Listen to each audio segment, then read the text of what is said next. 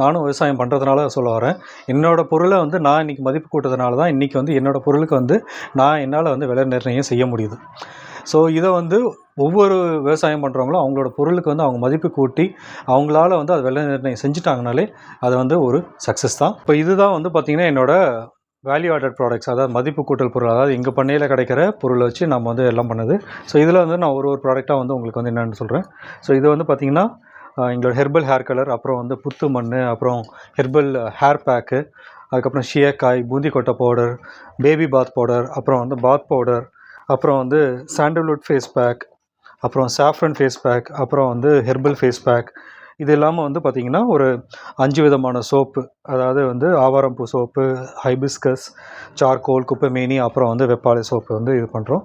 So இது இல்லாமல் வந்து ரோஸ் வாட்டர் கெமிக்கல் ஃப்ரீ, அப்புறம் வந்து ஐப்ரோ க்ரோத் ஆயில், வெப்பாலை எண்ணெய், அப்புறம் ஆலோவேரா மாய்ஸ்சரைசர், அப்புறம் வந்து லிப் பாம், தேன்மழுகளை பண்ணுற லிப் பாம், அப்புறம் வந்து எங்கள் தோட்டத்திலே விளைஞ்ச மஞ்சள்லேருந்து அரைச்ச மஞ்சள், அதாவது 2 விதமாக வச்சுருக்கோம். அதாவது கிழங்கு மஞ்சளும் இருக்குது, விரல் மஞ்சளும் இருக்குது.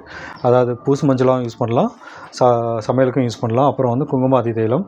ஸோ அதுக்கப்புறம் வந்து பார்த்திங்கன்னா எங்களோட சோப்பு வந்து என்னென்னா, இப்போ இங்கே நீங்கள் பார்க்குற எல்லா ப்ராடக்ட்டுமே வந்து பார்த்திங்கன்னா கெமிக்கல் ஃப்ரீ ப்ராடக்ட்ஸ், எதுலேயுமே வந்து எந்த ஒரு கெமிக்கல்ஸுமே வந்து கிடையாது.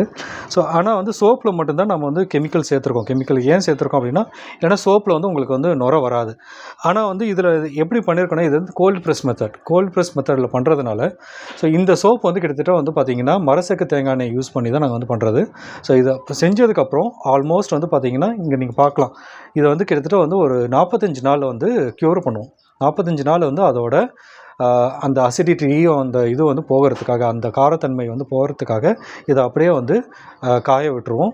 ஸோ அதுக்கப்புறம் வந்து பார்த்திங்கன்னா எடுத்து இதை வந்து ஒரு தடவை டெஸ்ட் பண்ணி பார்ப்போம். ஒரு பேட்ச் டெஸ்ட்டுன்னு சொல்லுவாங்க.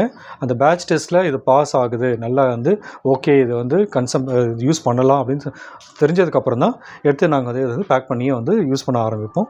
ஸோ ஆல்மோஸ்ட் வந்து பார்த்தோம்னா இதுவும் வந்து கெமிக்கல் ஃப்ரீ ப்ராடக்ட் மாதிரி தான் இதுவும். ஸோ 45 நாள் அதை க்யூர் பண்ணி டெஸ்டிங் பண்ணி நம்ம வந்து அதை வந்து யூஸ் பண்ணலாம்னு தெரிஞ்சதுக்கப்புறம் தான் நம்ம வந்து அதை வந்து வெளில எடுத்துகிட்டு வரோம். ஆனால் நம்ம மார்க்கெட்டில் கிடைக்கிற சோப்லாம் வந்து அது மாதிரி கிடையாது. நேற்று மேனுஃபேக்சர் ஆச்சுன்னா இன்றைக்கி வந்து மார்க்கெட்டுக்கு வந்துடும். ஸோ அதில் வந்து பார்த்திங்கன்னா இன்னும் வந்து ஹார்ஷ் கெமிக்கல்ஸும் அது இதுவும் வந்து ரொம்பவே இருக்கும். ஸோ இது வந்து அந்த 45 டேஸ் க்யூர் ஆகிறதுனால உங்களுக்கு வந்து நல்ல ஒரு டெக்ஸ்சரும் கொடுக்கும். உங்களை வந்து ஸ்கின்னுக்கு வந்து எந்த ஒரு ஹார்மும் வந்து கொடுக்காது.